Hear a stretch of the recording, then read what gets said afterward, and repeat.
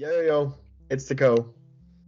And yo, it's the Cone, and today we have, I believe, our seventh edition of the Roundup. We're talking about the eighth match week, though. We did miss the seventh, but you know what? For the sake of our teams, we're just gonna act as if it never happened and move on to the eighth. Starting off with Luton Town and Tottenham Hotspur. Marco, what did you think of the game? So we have a new leader of the Premier League in Spurs. It's weird to hear it, but Spurs came into Luton Town and dominated against Luton Town. It was a pretty fun game, even though the outcome was 1-0. There was a lot of shots taken. There was many missed chances from both teams. But Mickey Van de Ven scored his first goal for Tottenham, and there should have been a goal for Luton Town when they missed the shot in the first minutes of the second half. But it's great to see Tottenham on top of the league. A team that's been struggling for the past couple of years to not win a trophy, and now they seem to be better off without Harry Kane. Yeah, I saw a tweet in August from Vize, if you know who that is, the Burnley fan, and he said that he thought that Spurs were going to be better with Ange, with Ange Ball without Harry Kane. And I mean, he was right. If the season ended today, Spurs win the Premier League, and they're playing beautifully. Every single match, they're getting the job done, and it's deserved. I mean, they really have been great, and they have deserved every point that they've got so far. James Maddison is unreal. Van de Ven, again, great goal. That whole back line for Spurs was really good against Luton Town, and we've said it so many times. It's a tough place to play, but they got through it. Congrats to Spurs, first in the Premier League going into the international break. So the second game we have is Chelsea and Burnley. Aidan, would you like to start us off? I would. It's the best game Chelsea have played all year, right? I mean, at Burnley, at the Turf Moor, they're down relatively early, 15 minutes in, and they're able to come back and win in a pretty convincing manner. Raheem Sterling had a wonderful game. He was directly involved in basically every goal. He won the penalty that Cole Palmer scored, his first goal for the club. Palmer had an assist as well. Jackson comes off the bench, gets a goal, and I mean, overall, it's a really nice game for Chelsea. Yeah, like you said, Chelsea have been playing some great football for the past 2 games. But how long can this last? Burnley scored the first goal of the game, but Chelsea seemed to be better and they dominated way more than Burnley. Like I was saying before the recording, it was fun to watch the 2 young Englishmen and Cole Palmer and James Trafford square up in front of the box. And like I told you, the entire time, all I was thinking was Cole Palmer saying, I bet you he saves it. And it didn't have that outcome this time, with Cole Palmer scoring the goal against James Trafford. But I think we all kind of feel happy when Chelsea win big, because they've been losing many games. And I think some of the players that they have kind of deserve to win once in a while. And it was very happy to see Chelsea win for the first time like this in a very long time. Yeah, it's funny for a while, and then you just get a little sad. Yeah. They're a big club that should be competing, and you want it to be funny when they lose one of those games every once in a while, but when it's happening every week, it just gets draining. moving on to Everton and Bournemouth. Marco, what do you think? It was a great match for Everton.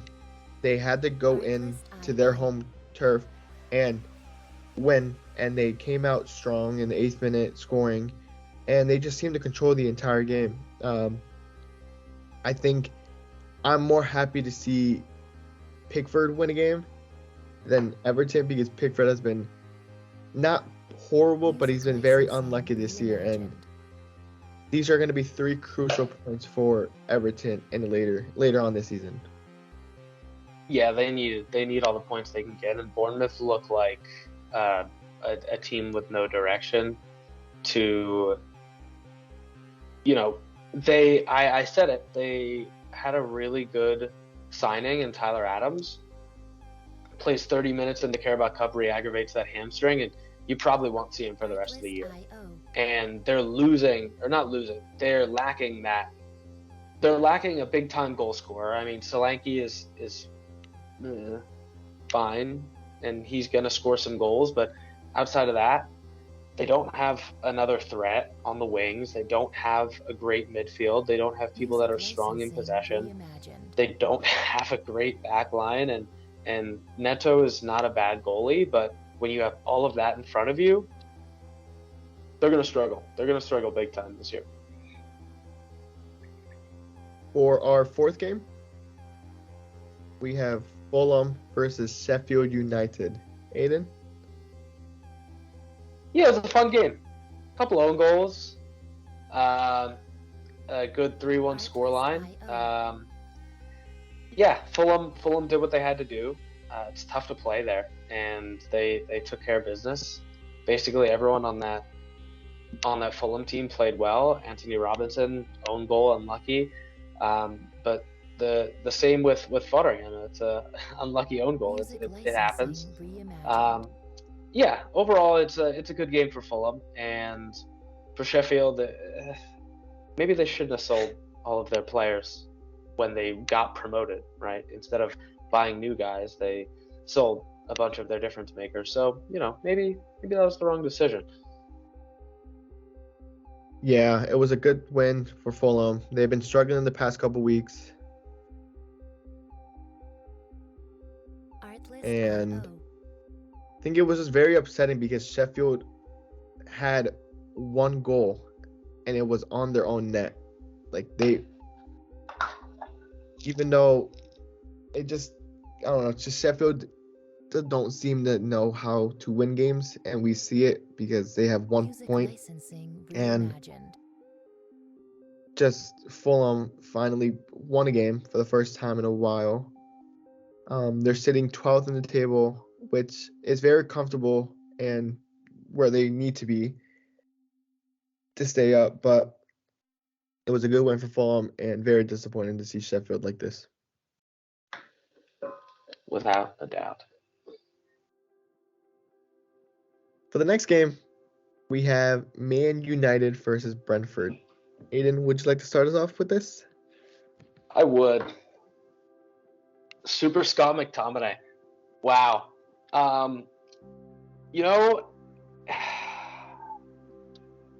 The first 20 minutes of every match that Manchester United plays, they look good. That 20-minute mark hits, and then they look lost. Mistakes from Casemiro and Lindelof leave an open shot for Matthias Jensen, and then it's a savable ball that Onana doesn't save. So many chances in the second half. Scott McTominay comes on, 90+3, gets the goal after a beautiful run from Garnacho. Gets the rebound. Great touch, great control, great finish. 90+7. Bruno, beautiful long ball, headed by Maguire, in from McTominay. Wow. A comeback in Fergie time. Yeah, great tenacity from United to get the 3 points, and it wasn't pretty, and there's still so much to work on, but you get the 3 points, and going into the international break, it's huge. Yeah, I think it was a great win for United. Great performance from Scotty McTominay because he feels like he's going back in form for the Scotland team this weekend. And great to see Harry Maguire out there with an assist. Finally, it's some positive news with him. And I think Garnacho coming off the bench, like you said, I think it's the best decision Man United could do because he performs very, very well coming off the bench than being in that starting 11. But for Brentford, it just doesn't seem to be fitting for them. Nothing seems to be going for them at this moment. They're struggling very much with only 1 win and 4 draws, and they're closer to the bottom half than the top half. Yeah. Next up, final game of Saturday, Crystal Palace and Nottingham Forest. What do you think? Wasn't there a bad injury on this game? The 26th No, that minute? was Wolves and Villa that had the. Wait, nope, that's not what I meant. That was it was Fulham and Sheffield that had the bad injury. Chris Basham. Yeah, this game was just boring, in my opinion. There was no action. There was a couple of shots, but nothing expected in goal. I think it's a crucial point for both teams. I think if Crystal Palace win, they go above West Ham in the table, which puts them up to the Conference League spot. But they both come in and just go with the draw, and they walk out happy with 1 point. Yeah, like you said, boring game. Forest and Palace is never meant to be a scorcher of a game, but yeah, like you said, both teams get a point. It's points that they'll need.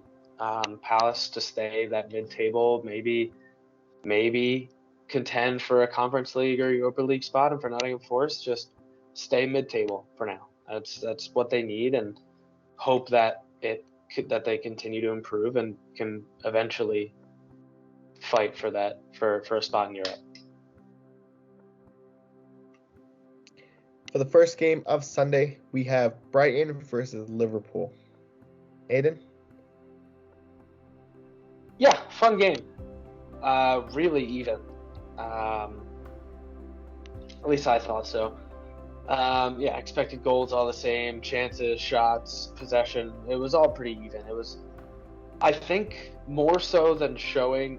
Liverpool are a great team this year, but I think it shows that Brighton are a team that can stay in the Champions League run all season long. It's always going to be competitive with them, and yeah, I mean, Salah, unbelievable.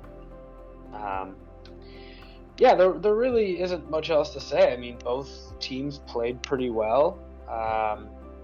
It was always going to be pretty close, and it was. Yeah, Mo Salah keeps proving me wrong each game day. He scored 2 goals in a matter of 6 minutes. I was so happy to see Liverpool losing. Liverpool are the only team that I don't enjoy when they win. The only time I did was when they were very close to beating Real Madrid in the Champions League final.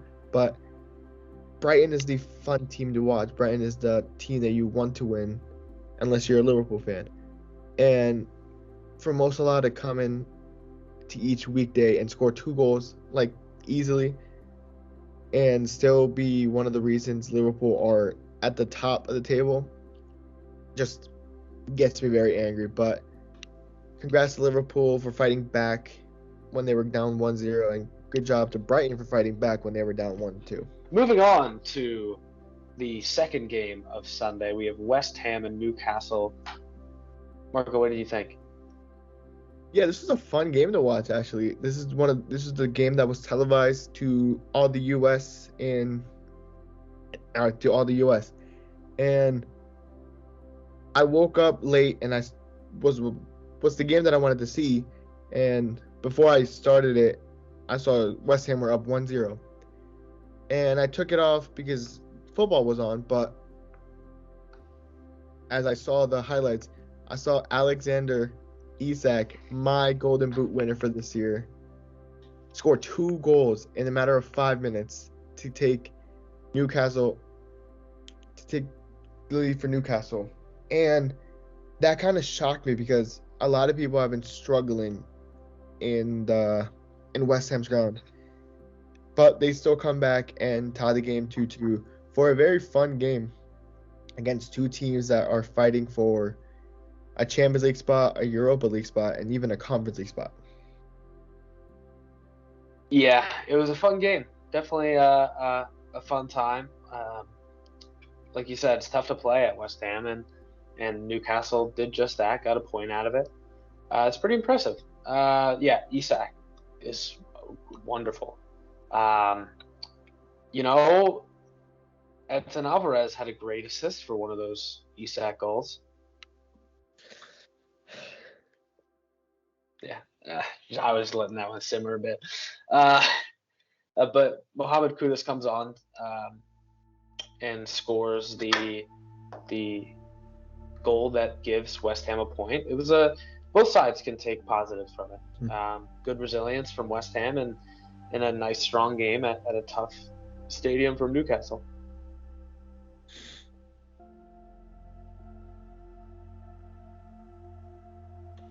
For the third game of Sunday, we have Wolves against Aston Villa. Aidan? Yeah, it was an alright game. It was fun, or as fun as a 1-1 match can be. Yeah, a nice goal by Hee Chang Wang, who I'm sure you will talk about. You're a fan of him. But a great instant response from Pau Torres and Aston Villa. Yeah, it was a good game.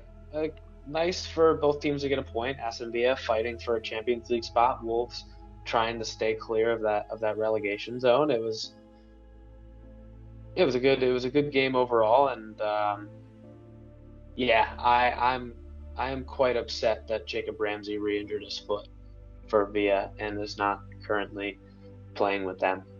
But yeah, they're still a good squad that are going to contend for a Champions League spot. Two of the players that I've been talking about, one recently and one for a very long time, with Hee Chang Wang scoring another goal. He just is the best player Wolves have at this moment. And he might leave for a bigger club because he's been performing for Wolves. And Pau Torres, he has made an impact for this Villa squad.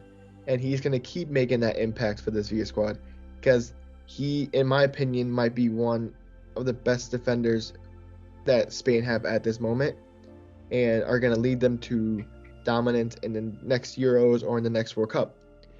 And just to see them two perform very well just makes me very happy. I know the outcome was 1-1. It was a great point for Wolves, and it was very disappointing for Villa because Villa are a top team in Europe, and they seem to be struggling still, and they seem to be struggling in the Conference League. They just can't think the lights are too bright for them at this moment.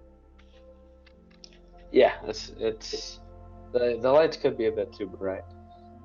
Moving on to our final game of the weekend, Arsenal and Man City. Marco, what did you think? It was a pretty interesting game. I know City lost 1-0. It was a horrible bounce off of, I think it was Ake. Should have never went in. Ederson had the clear ball. He had the clear track on the ball, but it was just a very awful deflection. Great to see Martinelli back from injury, and shows why he is a great player for club and country. Comes on and scores. I think the person that shined for me most in this City squad was Rico was Rico Lewis. Because I think he came on, I think. Or did he? I'm pretty sure he started. But I think just City started going downhill when he came off. And I think Kovacic should have got a red card in this game. No bias. I think he had some horrible tackles at the end that should have cost him a red card, in my opinion. And I think Haaland has not been performing very well in the last couple games. I think he needs just one goal to certify his confidence boost again. And for Arsenal, it's a great win. They haven't beat City in 3-4 years in the last 7 games. I think this game was more important to Mikel Arteta than to Pep Guardiola, because it's the first time Mikel Arteta beats Pep at home and away. Yeah, good game for Arsenal. The whole back line was great. The midfield was great. Martinelli comes on, scores the winner, even though it was probably an own goal. I'd like to think that or consider it an own goal, but I understand giving it as a goal. Yeah, like you said, Kovacic, that should have been a red. It should have been a straight red, and he had multiple offenses while he was already on the yellow. That should have been a yellow as well. It's.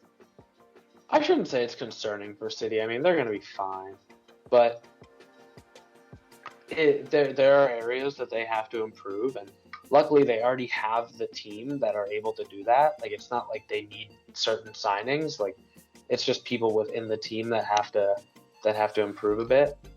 Haaland has 8 goals in the Premier League this year, and it feels like he hasn't scored in a month. So I think they'll be fine.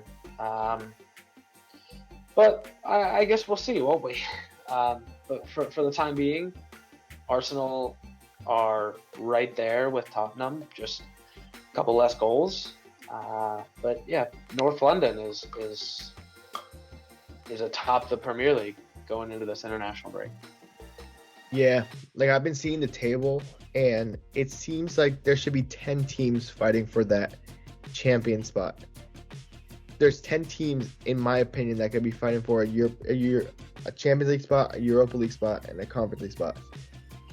The top 10 minus Crystal Palace just seem to be knowing what they're doing, and it's getting very, very good 8 games into the season. Still 30 left. It's awesome. Yeah, I think that's all from us. Let us know what you thought of the games. Make sure to like, comment, subscribe, post notifications, all that. Marco, you got anything? No, I just hope City find their groove back in the next coming weeks. I'm sure a lot of people feel the same way, but also disagree. A lot of people also disagree. Yeah, that's all from us. Until next time. See you guys later.